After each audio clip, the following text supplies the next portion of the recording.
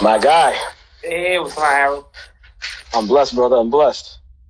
How's everything going over there, and why? Everything's cool. It is crazy, but nonetheless, family's good. My kids driving me with love, but with craziness at the same time. Yeah. I see your children's wearing out Jenny. She's yawning. Yeah. She's making some coffee right now. She'll make that Cuban coffee, huh? Yeah. She's making some coffee right now. Okay. I guess we'll give people a couple minutes to jump in, right? Yeah. Give people a couple minutes. All right, cool. How's the day treating you out there, man? It's okay. It pretty much feels like every day is the same day. It's Groundhog Day right now. The movie. It is crazy. I think we'll lose a couple times. I think I lost track of what day it was. Yeah, same thing over and over. All right, very. That's why we gotta take advantage of this time and use it. Did the same thing that what's his name? The guy in Groundhog Day. I forgot his name. Bill Murray, right? Bill Murray. Yeah. But notice what he did, and this is a lesson for everybody. After he realized he was doing the same day over and over again, he said, "Okay, I'm going to use the information that I got every day to do something different and get better." He learned how to play the piano. He learned different languages. He did a bunch of different stuff. Like, all right, if I'm going to be here every day, I'm also take advantage of it. You know what I mean? Yeah, he made it better for everybody. Exactly. Yeah. And that's what everybody should be doing. Yeah. He helped as many people as possible. So, what is the current state right now of the real estate market in New York City? So it's interesting, like a lot of other places. So let me start back. First off, tell us a little bit about yourself, background. I appreciate that. So for those who don't know me yet, I'm Harold Valliston, aka the Real Estate Motivator, aka Coach V. I started in real estate sales as an agent back in 2002, right after 9/11. Got laid off. My father told me, hey, he was working for a real estate company at the time. He said, I see these guys making decent money. People always need a place to live, and you like commission type jobs. So there we go. And so started my career. And at the time, my brother was an investor. So he figured the two of us could work together from different angles to do things, which we did to some degree. Fast forward to 2006, bought my first investment property with my cousin. Did probably everything that you could do wrong buying my first investment property. We overpaid, didn't do our numbers, put more money down than we should. We weren't cash flowing the right amount. So talk about a Harvard of what not to do, essentially. End up picking up another property in Atlanta. Was about to buy one in Chicago. Then the market crashed. Luckily, I got that money back. Atlanta became too crazy to manage because it was a single family. Which was a lesson I learned as well. Stop doing single families too far away from you, because once they know you're not there, they make it difficult for you to collect your rent. Which then me and my brother took a nice little flight to Atlanta, knocked on the door. They forgot that we're New Yorkers. So went through the craziness of 08, 09. Kind of started rebuilding by, for lack of a better term, not really wholesaling, but putting deals in front of institutional type investors, big developers in New York, and learned the game from that angle. So I was basically that fly on the wall, managing their properties, managing a lot of the things. I was the one talking to the bank, letting them know why this was a value, what the comps were, all the stuff that as investors we do. I was just doing it for someone else. I was getting a piece of the pie, not the big pie that you so nicely enjoy. Well, $1 is $1, bro. Huh? Yeah, listen. Money's money. I'm not saying part of the pie is good. Yeah, and not that I said I did wrong. I did anything wrong. I made money, and like I said, when I first spoke in New York at Missouri, I saw the check that I got, which was not bad at all. It was good money. But then I saw the developer's check, and I was like, hold up, I need to be on that side of the table. So that was kind of the things I was building towards. Picked up, a couple other properties. Had some personal issues when my father passed, and business going a little crazy. But then got back into it, and now trying to teach the world and folks who are in my situation then to kind of get started now and build them up in that way. You know what I mean? Yeah. So that's my story, pretty much. And now I'm working to catch up to you if I can. And who do you work for right now? What brokerage? What area do you specialize in? So right now, I was at Nest Seekers before. Just moved over to Compass last year. Compass had a lot of opportunity there. Some of the tools and some of the things they were using got me excited. So I moved over with the guys I was working with and was doing some developments with. And I do Brooklyn, Queens, Manhattan, and Nassau County and Far East and Suffolk, like the Hamptons and kind of those areas. But from an investment standpoint, I do like anything next to the LIRR or near a train. So in that case, we cover in from Brooklyn to out east, and everything in between. You know what I mean? Yeah. So yeah. So what areas do you think are the best areas to invest in right now in New York? What areas do you like? So there's a couple. Let's say if I'm looking for a flip, where do you think I could make a nice profit? All right, so if you're gonna do a flip, believe it or not, Jamaica's still strong. Jamaica, South Jamaica, St. Albans, Cambria Heights, those areas in Queens. As far as some prime opportunities still, and there's some things going on. Now, I know this is gonna sound horrible, but this is a way that also people can be a blessing to some of the people going through tragedy right now. So unfortunately, a lot of those areas got hit very hard with COVID-19. And you have a lot of the people that passed were the older folks that were the homeowners of these places, whether it be a grandmother or older member of the family that was the title owner. Now, if they didn't take care of their situation properly, there's going to be a lot of probate. There's going to be estate sales. There's going to be a lot of things going on that are going to create problems for those who are still here. So as an investor, I'm not telling you to be opportunistic and look to, and don't take advantage of somebody. Do right by them. But there's going to be opportunity in those areas to pick up something that would normally would probably have sold for more, because this is now considered a stress situation because most people just want to unload the property, especially if there's a bunch of family members involved. So in those areas, there's going to be opportunity. Same thing, kind of unfortunately, by the name of Corona, Queens, in those areas that got hit hard. And there'll be numbers that, let's call it the average New Yorker, a little above average New Yorker, can afford. There's still going to be some opportunity there. Now, obviously, the numbers are different in Jersey, for the most part, and the Chicago areas and those type of areas. But, like, for instance, my cousin brought a deal to me today in Valley Stream. It's a large single family. I would do it as a flip, but there's a large single family that has a walk-up attic and a large basement. And needs a total rehab, and they were asking under $400,000 for it, which is unheard of in that area, considering its proximity to transportation and the highways. So that's Valley Stream. Valley Stream, yeah. Which is if you know what Green Acres Mall is? No. All right. So on the border of Queens and Long Island is a town called Rosedale. After Rosedale, yeah. So right after Rosedale is Valley Stream. Okay. And this is in that prime area of Valley Stream that the comps have always stayed consistently steady and relatively solid, because it has a pretty good school district, again, near transportation, literally probably 10 minutes from JFK Airport. There's an LIR station, one in Rosedale, one in Valley Stream right there. So there's a lot of good things going on in that area, and they have their own little town. So they have the restaurants and all that stuff. Now, obviously, we don't know what's going to happen with those restaurants, but there was a semblance of community there as well. Okay. So, $400,000. How much you think you could flip something like that for? Well, it was asking $389. I wouldn't offer them $389. I'd probably offer them $350 for it. Based on the pictures, based on the pictures I saw, it would probably need 80 grand of work, give or take. I would have to, obviously see what the pipes look like, electric and things of that nature.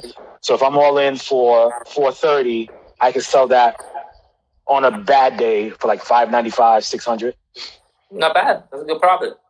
Yeah, you know what I'm saying. So, and that's if I want to fire sale. I could try to push and try to get like 7, but I would want to just, like, especially now with all the uncertainty, I would just want to move it. You know what I mean? So it's it's there again, and same thing with Jamaica. What I would do in Jamaica if you're doing a flip, I would do multi unit. So if you could get a 2-family, or you can find it distressed. I mean, when I tell you they're flying off the shelf in that area, like if you can't keep a 2-family, like there's multiple offers. As an example, I mean, this was about a year or so ago. I sold my cousin's 2-family. I had 5 offers on the first day. Like right before, I'm talking about like at the open house, they were telling me I want to put an offer right now. Like they didn't want to wait till the open house was over. I was like, nah, I got to be fair to everybody. Everybody submit their offers, and we sold for I think 15 or 20K over ask. Hey Harold, how are you, babe? Hey Jen, how you doing? I saw you was making that Cuban coffee. It's not Cuban, but Hey, listen, caffeine is caffeine, right? So what's how the much average retail price in Jamaica, Queens for a 2-family? Right now, conservatively $750. And what kind of rents can you get in that area? Like for a 2-bedroom, 3-bedroom? So if I would always try to. And here's the crazy part. This is what you got to learn about New York. You can turn a 2-bedroom into a 3-bedroom, even though the bedrooms are small, and people still deal with it. I don't know why. Like I've seen them cut up houses. I'm like, what am I supposed to fit in here? But if you can get like a 3/3, but a 3-bedroom right now you can get easily 2,800, almost $3,000 for rent. 2-bedroom, you're probably looking anywhere between 18 and 2,200, depending on the finishes, depending on your location, things like that. If you're house hacking, I would, especially some of those buildings or houses have decent basements.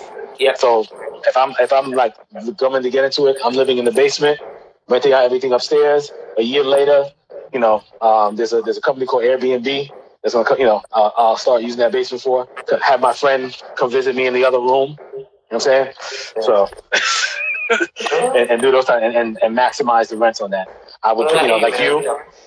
Yeah, make them pay for the parking. You know what I'm saying? So we rent basements, we rent attics, we rent garages, we rent storage sheds, whatever we got to do. Listen, I'm trying to wring the juice out of everything. Like my brother, I did a deal with him in Elmont, which is right next to Cambria Heights, and it was a 1-family, but he cleaned up and redid the whole basement. It looks like a studio apartment. You wouldn't even know it's a basement. Yeah. And right now it's a little slower, but he's been killing it with the Airbnbs and stuff like that while he's renting out the other floor. Yeah. Well, right now Airbnb is rough, man. That's going to be it is wow.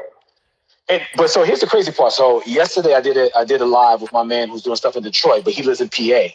The Poconos actually have been booked solid for the past month or so because a lot of New Yorkers and New Jersey are quarantining in the countryside, essentially, inside the Poconos and the surrounding areas, just to kind of be in a more open and relaxed environment rather than being in the city. So, yes, I agree. I think from a vacation standpoint, yeah, but you're going to have some other people who need to get away from urban areas.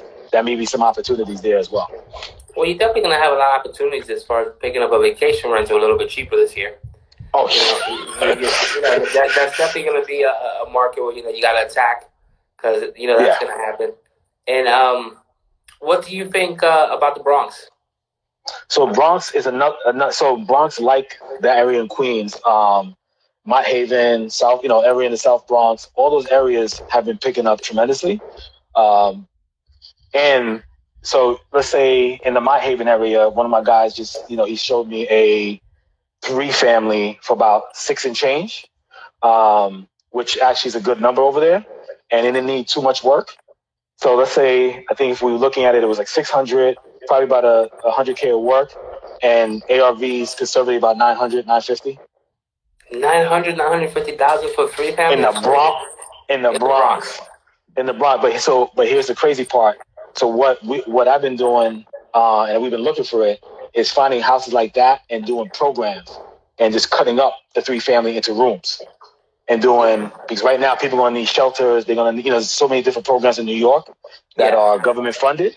And once you do the math behind it, so like for an example, let's say I cut up a 3-bedroom into 5 bedrooms. right? Because all they need is a common bathroom and enough space as long as I meet the dimension requirements. So let's say I make that 3-bedroom that normally would rent over there, same thing, roughly like 25 to 2,800. I can now get each room for anywhere between $700 to $900 each room. So now we're talking about, now instead of me getting $2,000 or $2,500 out of an apartment, I'm getting almost $5,000 out of the same apartment. Yeah, I got a house like that over here in Jersey where I rented to HUD, and they have like a ex-offender program. Okay. It's like a halfway house, but long term. Yeah. And realistically, normally for that house, I would probably only make about maybe $3,800. But I have to rent it to them, and I get $6,000 out of it every month. That's what I'm trying to tell. So everybody, I'm trying to give you a game here. Like if y'all trying to figure out how to afford the more expensive type properties in New York, these are the ways to do it. As long as you're willing to do the work, the paperwork that's necessary with the city, stay tight with the stuff that they require, you can make a nice living off of it because that is a need right now. That's a need always in New York. Affordable housing in general is always a need in New York, right? And if you can get the government to help pay for it, that's that check. So, well, you know him. So I was talking to Jamal, and he told me a lot of people are saying, "Yo, how you doing on the first of the month?" He's like, "Well, majority of my apartments are government. I got government subsidies, so like Section 8 and things of that nature." So he said 98% of my checks came on the first, no problem. So these are areas that we can get into, and because we're of color, that thing, the city wants us actually to get involved in those type of programs and be the face because it makes the tenants more comfortable to know there's somebody like them who's looking out for them in those properties versus the other folks that, control New York City real estate. Some of my clients as well. Yeah. You know what I mean? So those are where there's a lot of opportunity there. I think there's even some opportunity on the Metro North, right? So if you can't do the Bronx, okay. So let's go on the Metro North, and like anything else, each stop as you get further along, the prices get lower. So you got places like Yonkers, that's still opportunity over there. New Rochelle.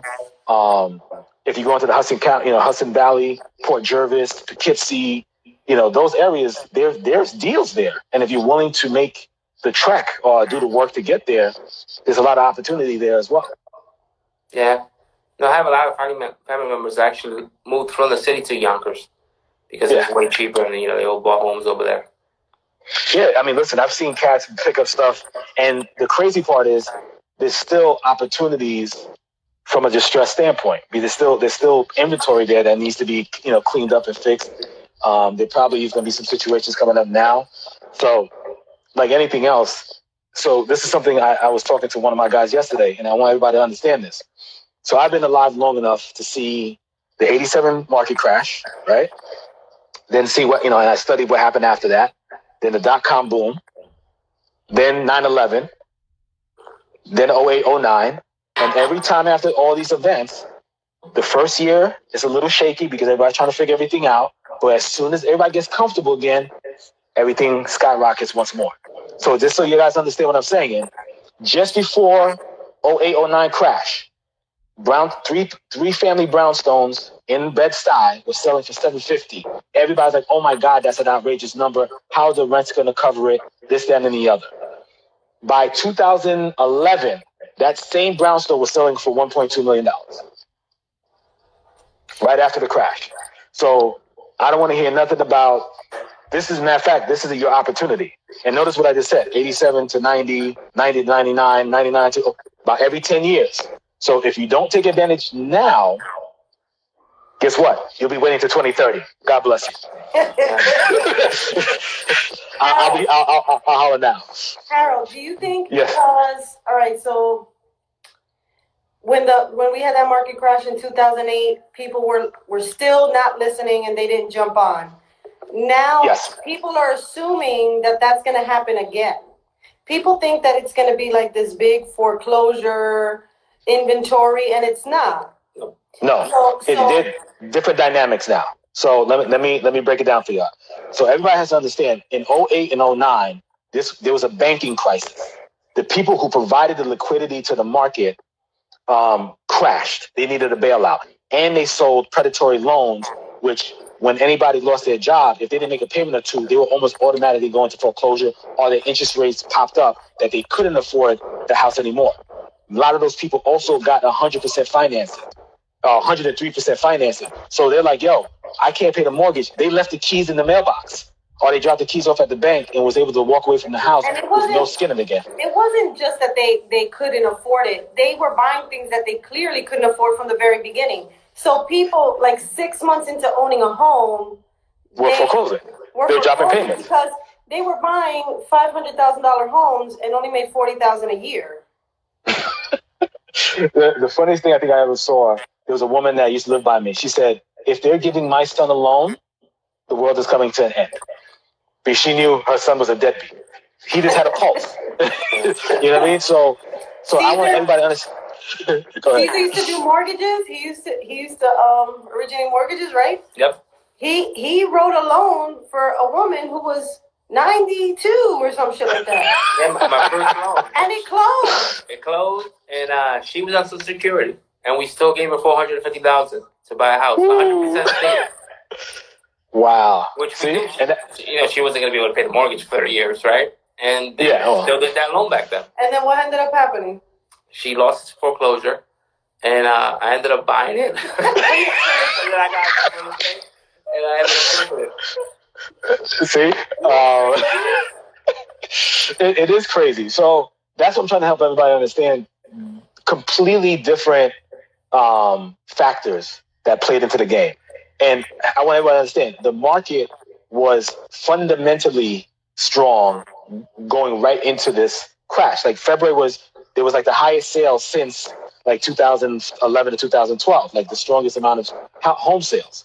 So the difference now, I'm going to tell you where a lot of the stress is going to come from. You're going to have some people who lost their job, and yes, they're going to be in a situation where they can't afford the home anymore. You're going to have people who unfortunately who have passed, who didn't have paperwork properly done, or the family doesn't know how to handle it, how to do the things. There's going to be some stuff there.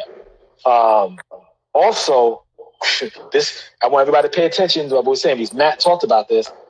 All these people getting forbearances for 3, 5, and 6 months that forget that they got to pay that whole thing.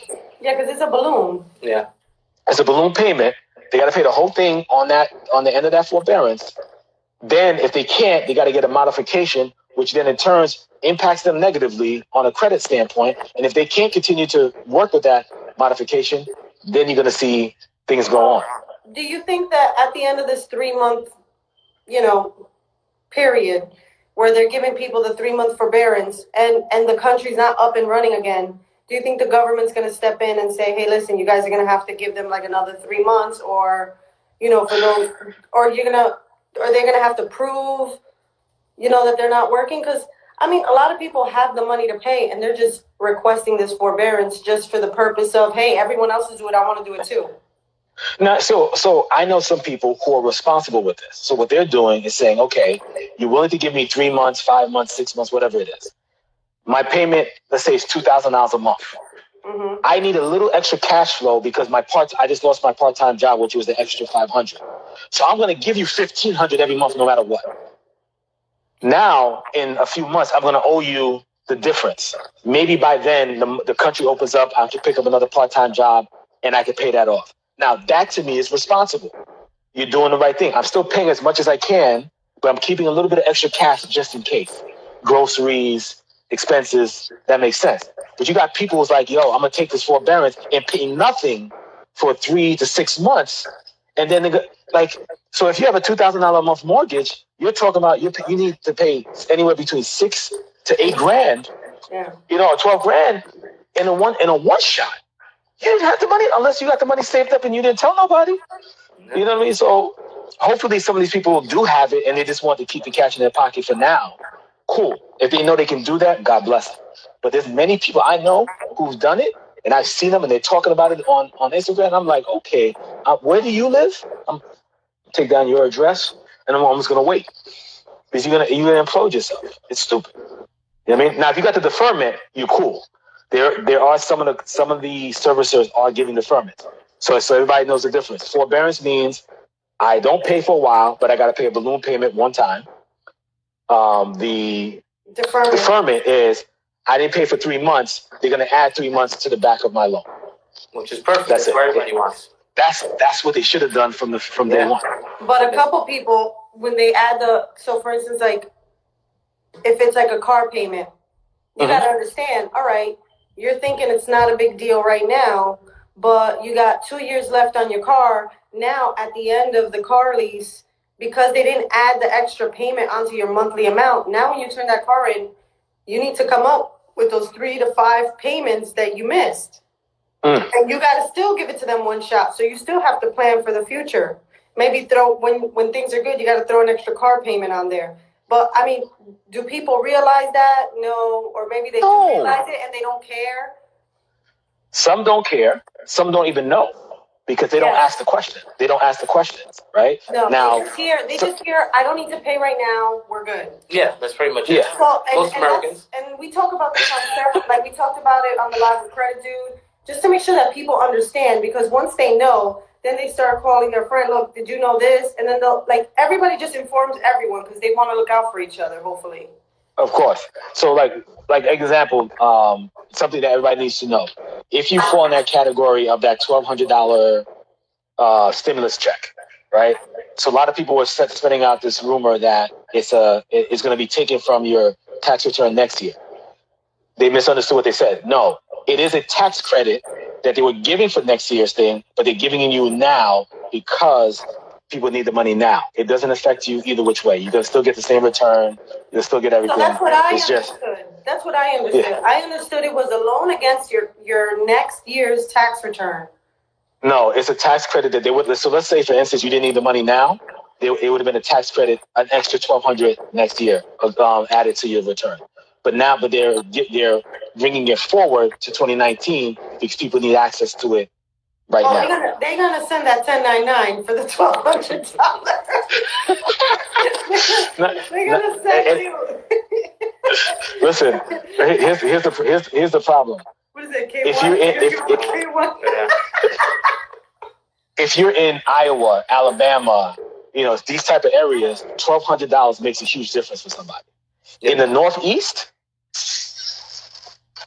$1,200, that thing was gone before they even sent it to you. You know what I'm saying? Your account could have been there. If you live in New York City, that's a dinner at Carbone.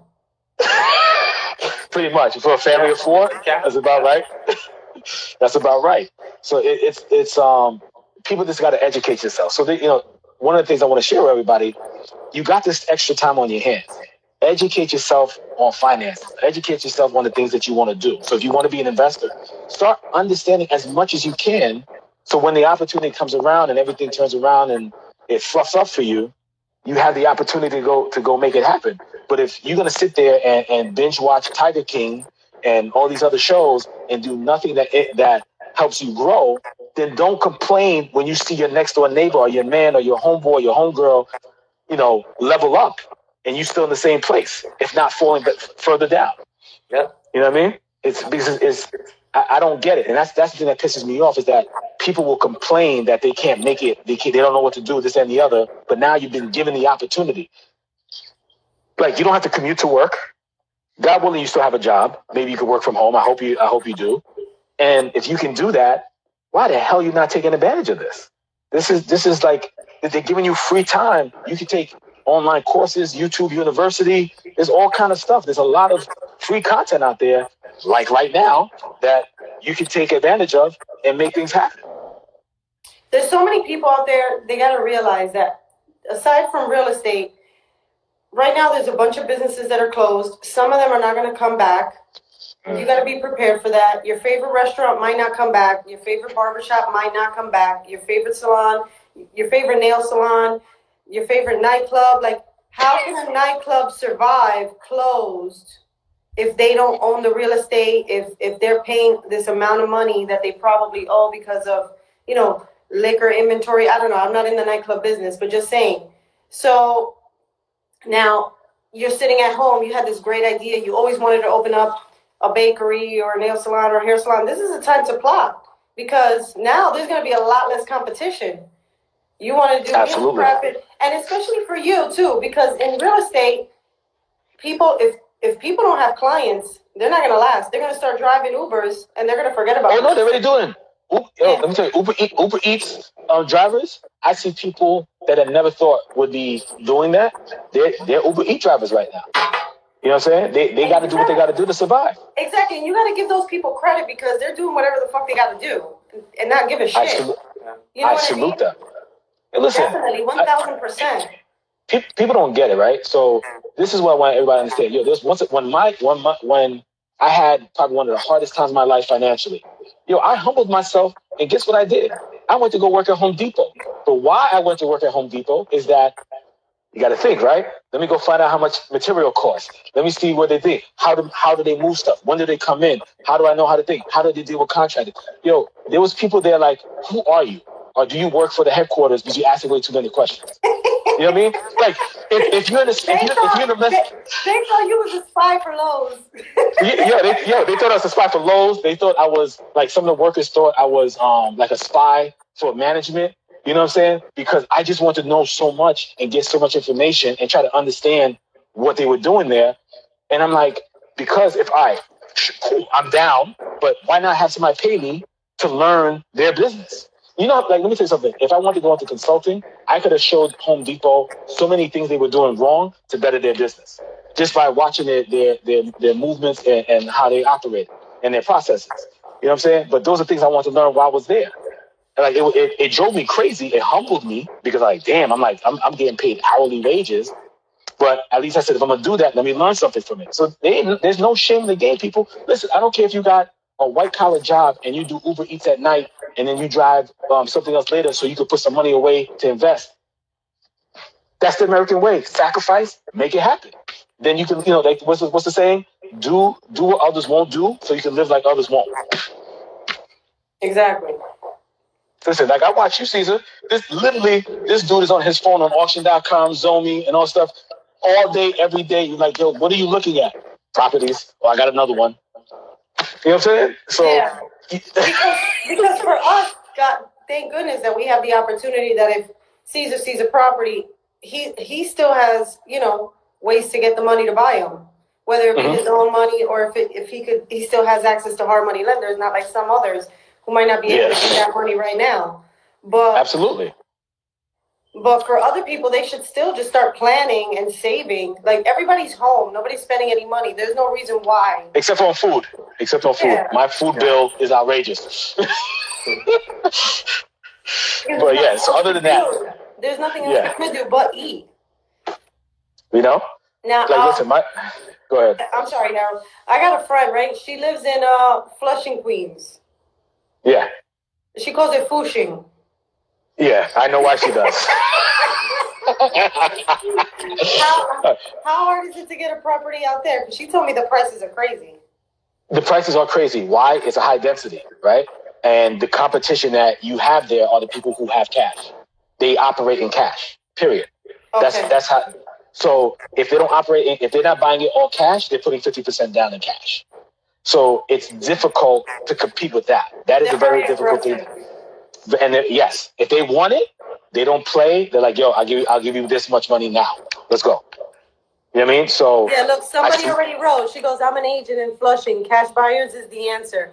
And I don't know, that kind of sounds like Miami. Miami's like that. Miami, they put a price tag on anything. It's cash, and people will buy it no matter the price. There's a reason why for that. And, there's several different factors with Miami because of it being a port city. You have a lot of foreign money that comes through there. So, I mean, listen, the same people in Flushing, they help prop up the New York market when things went down. So I'll give you a perfect example of this. I was selling a condos in Regal Park, Queens, right? Which is not the sexiest neighborhood. Forest Hills is a lot nicer. But this developer built something that should have been in Manhattan in this part of town. And everybody's like, yo, your prices are crazy. But what I was able to do was pull people from Fushing who wanted bigger apartments because they kept building so small. They came to this area. They bought, like, literally, if I had 62 apartments, I would tell you 40 of them were cash deals. They gave me my comps. Yeah. You know what I'm saying? So, but they were aggressive enough to do that and allow me to make those things happen. So, yes, can you operate in cash? It's a beautiful thing if you could do it.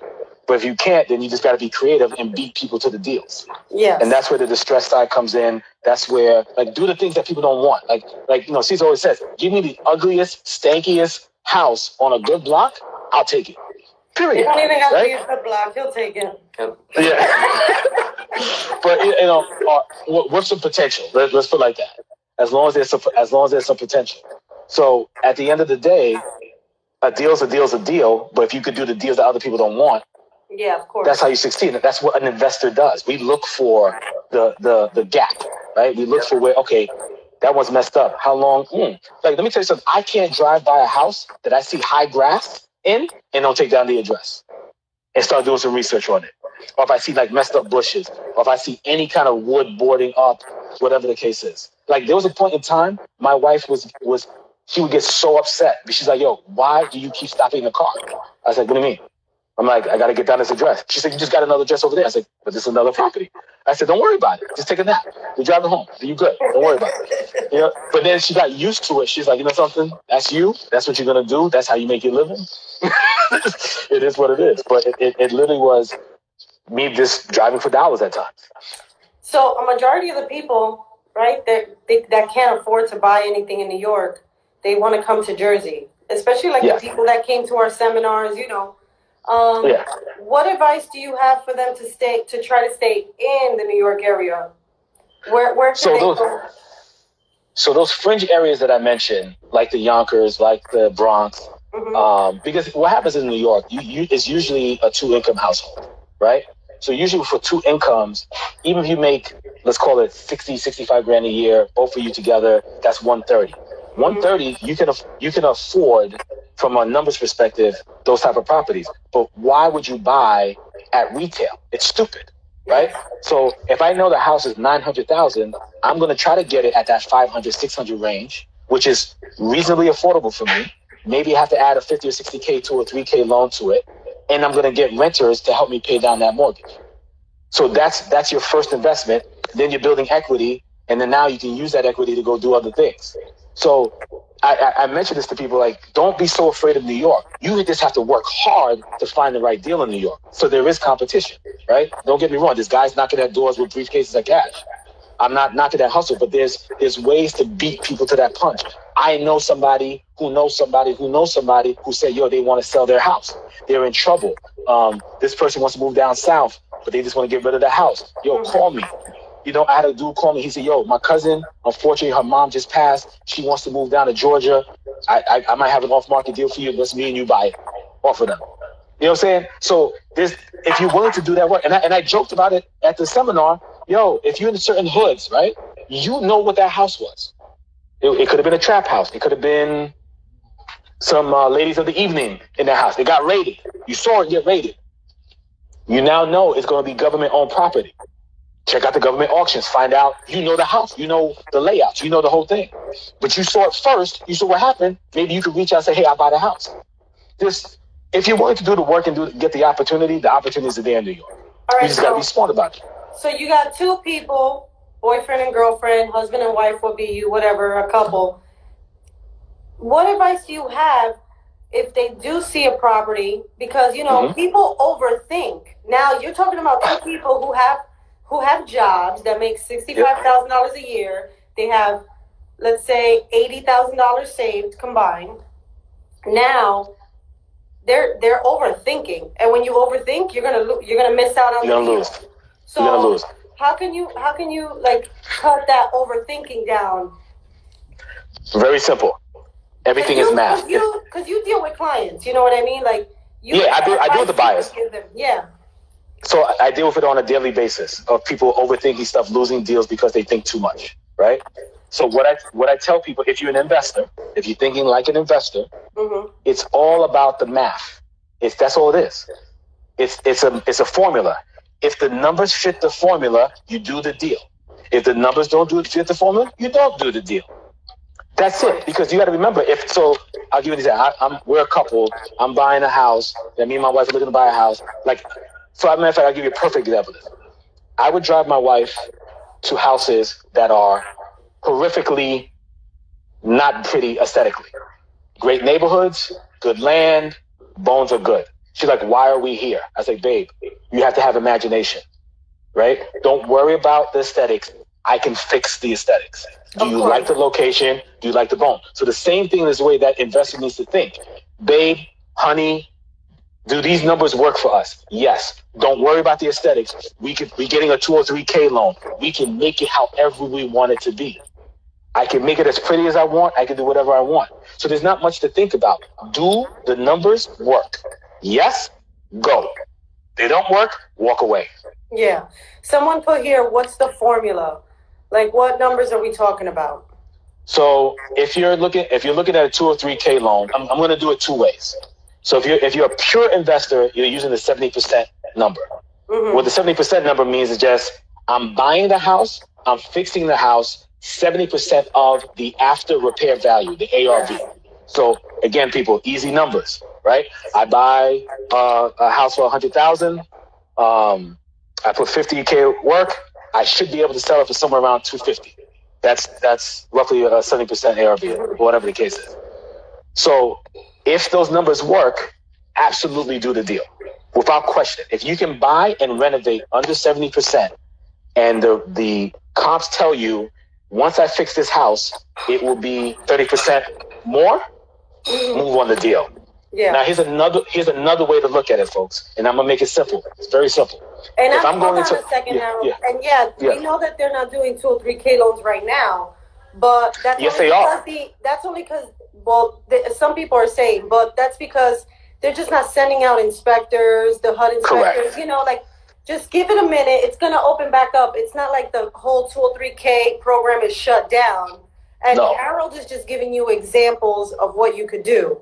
So, exactly. Don't go negative. No. Exactly. Listen, the 203K loan, like she said, you have inspectors who can't go out.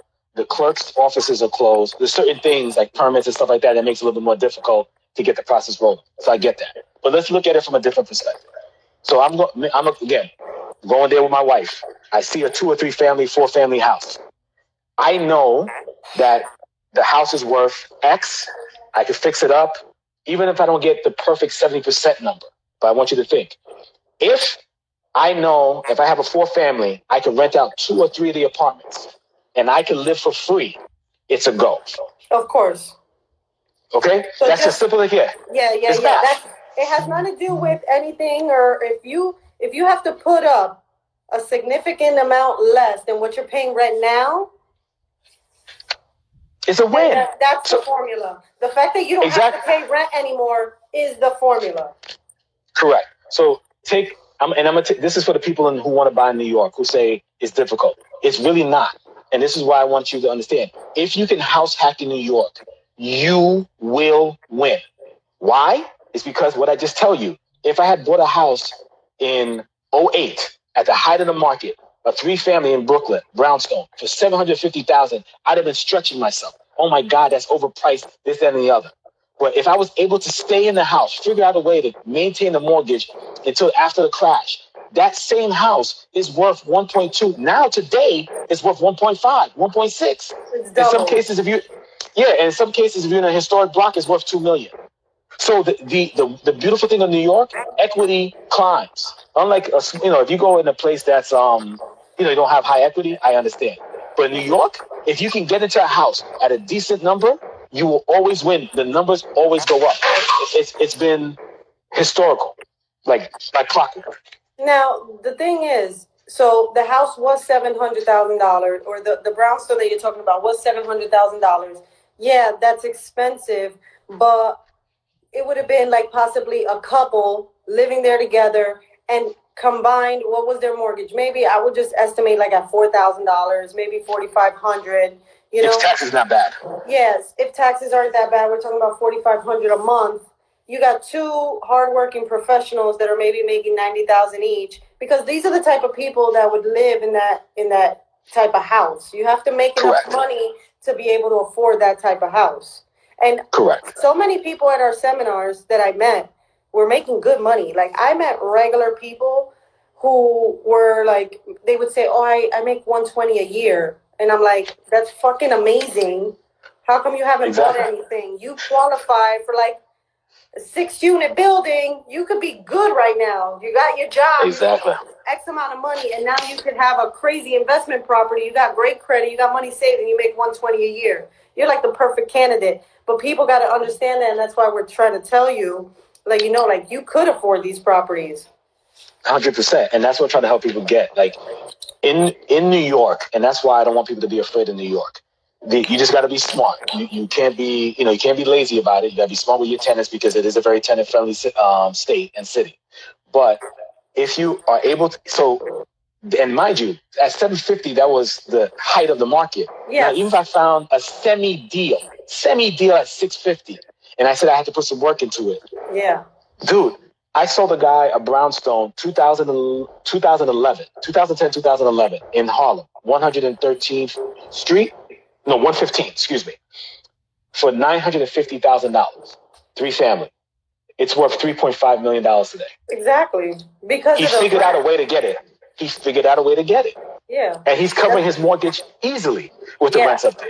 But that's what I'm saying. The rent alone makes sense. Once you talk about how much money he's making on the rent, you figure it's a no-brainer. Because, for instance, not even to scare anybody, but for, let's say, $900,000, what's the mortgage on that? Like $5,000 or $6,000? Like $6,000 maybe? I'm just guessing. I'm just guessing. I don't have a calculator or anything, but I'm guessing $6,000. You're telling me you can't rent those units for at least $3,000 each? And then you have a mortgage of $3,000, right? Which you probably would pay rent. If it's a $3,000, like you said, you got three, so then your mortgage is $0. And that's the whole point. If you can get in a property and live for free, even if you're not cash flowing, which you are because you're not paying a mortgage anymore. You're saving the same $1,500, $2,000, $2,500 you were paying for rent in New York, and you're putting that in your pocket now, and you can save that over a year and go buy another property. Like, how do you lose? Yeah, how do you lose? You know what I'm saying? That's why I don't understand when people tell me, "Oh, New York's expensive." Yes, in comparison to Iowa, to Jersey, to certain parts of Jersey, because what's crazy is we talk about Patterson, we talk about like the areas around that, Newark and stuff like that. But if you go to Tenafly, if you go to Teaneck, if you go to where Whitney Houston used to live, these are multi-million-dollar properties. So it's all dependent, right? It's all, if you want to be in the hood, you're going to pay less. If you want to be in a shishi neighborhood, you're going to pay more. Same thing in New York. Yeah, you're buying your own luxury. Like, you're buying where you want to live. Correct. And it's insane. But yeah, listen, New York is a very workable, and now it might even be more workable. There's going to be some opportunity there. Not crazy. I'm not going to tell you it's going to drop 50%, but you might get 10%, 5%, but it doesn't matter. Or you might find some more distressed situations that you can take advantage of and be a blessing to somebody who wants to unload the property and move on with their lives. And so it's a win-win for everybody. Are you still able to find people deals? Listen, so what I've learned dealing with investors in New York is there's the 10% that are serious and who understand and are willing to learn and let me teach them what to do. Mm-hmm. And there's another 90 that find excuses, are fearful, don't get it, and don't want to do the work, right? So I can't tell you how many people reached out to me after I spoke at the seminar, right? Mm-hmm. Of those people, maybe now mind you, this is both the one in Amazura and the one at the Javits. I'm probably still in touch, like really helping them. 3. Yeah. And people drop off. Yeah. Once they see work. And I'm gonna say, not just because they see work. I think that I'm gonna just say, like, they just don't want to keep at it. Like, keep searching or keep waiting. Like, they're into it and they want instant gratification. If they don't get it, they're like, never mind. It's not for me. I was looking for 3 days. I couldn't find anything. Never mind. Or my favorite is I lost my, like, I put a bid on one house. I lost the deal. Okay, I can't do it. Or there's no deals out there. Like, sometimes you got to look at 100 houses. Yeah, exactly. I mean, for us, like, you see one house, you've seen them all. Yeah. Like, we don't even go inside no more. Yeah. I believe that. Yeah, we were trying to get a house down the shore a few years ago, and the realtor goes, "You want to go look at it?" We're like, "Nah, just put the offer in. We'll figure it out once we get there."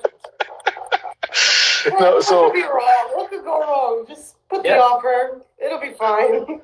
Yeah, what cracked me up. So my wife noticed when we started dating.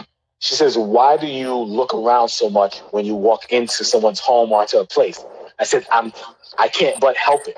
So I size everything up. Like I could walk in like, okay, this is a 1,200 square foot house, and I'm calculating all this in my head. And she's like, "Yo, you are ridiculous." I'm like, "What do you want from me?" Like I'm watching movies. And I'm seeing people's house. I'm like, "Oh shoot, that's a thing. That's a vaulted ceiling. I can't watch a movie without like the setup." No, they could have blew that wall out. Why didn't they open that up? They could have had more space. Definitely. That's how my mind thinks. No, for sure. So let people know the live is going to end soon. So just for the people who jumped on, what's your Instagram and what area do you work in? So again, it's Harold_Valliston. Or you can look up the Real Estate Motivator. I work in Brooklyn, Queens, Manhattan, Nassau County, as well as kind of the east side of Suffolk, more like the Hamptons and things of that nature. But if you are a real investor, I cover Brooklyn to the end of Suffolk. And now, because of the combination of the Hudson County and Long Island MLS, I have access to deals in the Bronx, Westchester, Yonkers, in those places that I mentioned to you. One of my team members, he's a beast. My man Steve, he's a beast up in the Bronx. Another guy is a beast in Queens. So we can source properties. You just got to be ready to move and get your stuff together and be ready to make it happen. What are some of the things that people need to have ready if they're ready to put in an offer?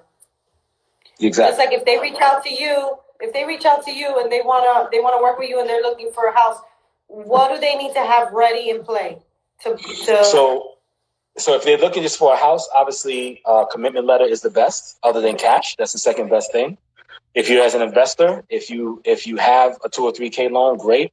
If you have financing available from a hard money lender, private money, as long as you got proof of funds, proof of fund letter from that person that's reputable, that's a go. If your daddy got his daddy Warbucks and he got a bunch of cash, we ready to go as well. So any which way, as long as you've done your due diligence and say I'm ready to make a move, and if I find a property, I'm ready to buy it. I'm ready to work with you. Okay. If you want to learn the game, keep watching our lives that we do. I do one every Wednesday night or Q&A and stuff like that, and you can learn some of the game from there for free. So come and join us on Wednesdays. I know you two you guys are all over the place with multiple people. So salute. I love what you guys are doing, and then we go from there. All right, cool. So Harold, we love you. You've been to the seminars. You know your shit.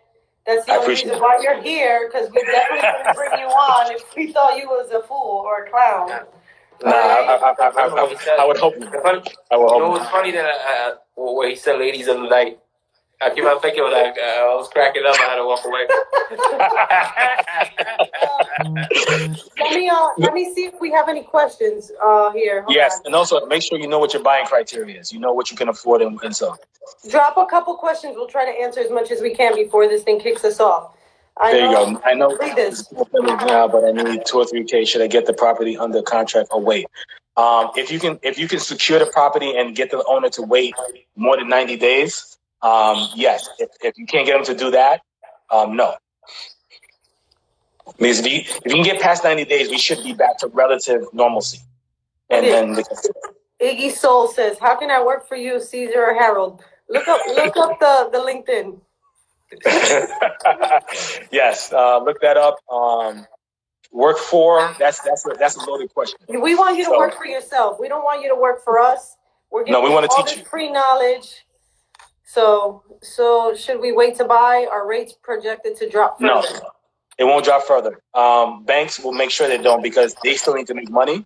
And at a certain point, they're not going to be able to handle the influx of loans. They'll purposely spike up the rates just so that way they can slow down the influx of loan applications. Because right now, 80% of all loan applications, 90% are refinances, and people who want to buy new purchases. You see how even Chase is making things a little bit tougher. Yeah. So just be very smart. So the interest rates will be what they are.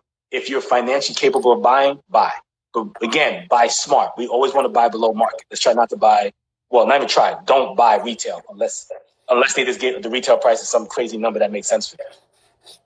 What websites do you find good deals on? Not retail. I mean, we mentioned some of them: auction.com, Zomi, Hubzu.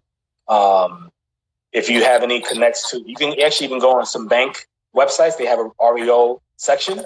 You can find out who the broker is that represents them and look at the foreclosures that they have available. Let's see.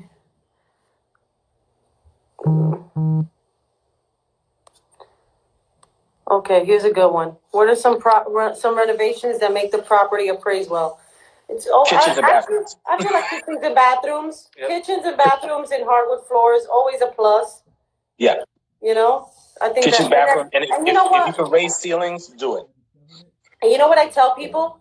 I say, you got an investment property or you got your own house. If you're going to do the kitchen, do the bathroom. Don't leave the kitchen renovated and leave the bathroom an eyesore, because now the value actually dropped, because now people are noticing the ugly bathroom. But if you left the bathroom and the kitchen ugly, then they're like, oh, the kitchen and the ugly aren't that nice, but whatever. At least they're the same. But when you renovate and put a beautiful kitchen and you leave the bathroom with that pink and brown tile, now it's an obvious that they need to renovate that. Yeah. So if you're gonna put do lipstick one, on a pink. Yeah, if you're gonna do one, do the other. And also, I've walked into so many houses where there's like 7 different types of floor. So people will renovate a kitchen, put one floor. Renovate the living room, put one floor. Renovate the bedrooms, put another floor. Please no. If you're gonna renovate, consistency. Yeah, just the same floor. The kitchen, yeah, because you want to put tile, maybe hardwood or somewhere else. But don't put the entrance something else. All right, it's a nightmare. All right, what else? Yeah, somebody asked, can you refinance and use that money to buy? Absolutely, as long as it makes financial sense for you. Don't over leverage yourself. As long as you can handle it. All right, here's a good one. I just purchased a duplex that needs complete rehab, roofing to flooring. Where should I start first? I think you need a contractor. Yes. I would find a good contractor. And I think that the way you find a good contractor, I mean, it's definitely hard, but check out their work. Kind of like, I don't know what area, but I always tell people, like, drive around, look at a house. You see that the house has been under construction for 6 months, that contractor is not going to be good. But if you drive around a house and you see that they're working and they're getting it done, and it got done pretty quick, this is the guy you want to reach out to. Say, hey, I was driving by. Can I have your business card? I might have a project I want you to take a look at. So, referral for sure. Yeah, but these, and then ask around. And people are on Instagram. Like, you can find people so easily. And just by typing in the hashtag, like if you're from Newark and you're looking for a Newark contractor, hashtag Newark construction, you'll see a bunch of people post stuff. You go check their work out. And then you go and you check it out. We could do, I think, maybe one more before we get kicked off. Oh, let's see. What can 30K get you? A lot. That's a nice size deposit, right? Yeah. You can, believe it or not, you can buy in New York with 30K. You can buy multiple properties in some other neighborhoods. But 30K will get you started. 30K is a 3.5% deposit on something that's like at least 700, right? That's 20 something thousand. Yep. So 30K could get you like 750. Yep. Yeah, and then you get a seller's concession, and then the rest you use for your other small closing costs. All right. Okay, here we go. One last one, I think. What is an upcoming neighborhood to invest in New York? So there's no such thing as a right now. Unfortunately, there's no up and coming. What you want to look for is New York is come. Yeah. So here's the secret to New York: follow the trains. If it's on a train line, there's a viability there. You just need to understand what the numbers are in that neighborhood. As long as they can take a train to the city, you're good to go.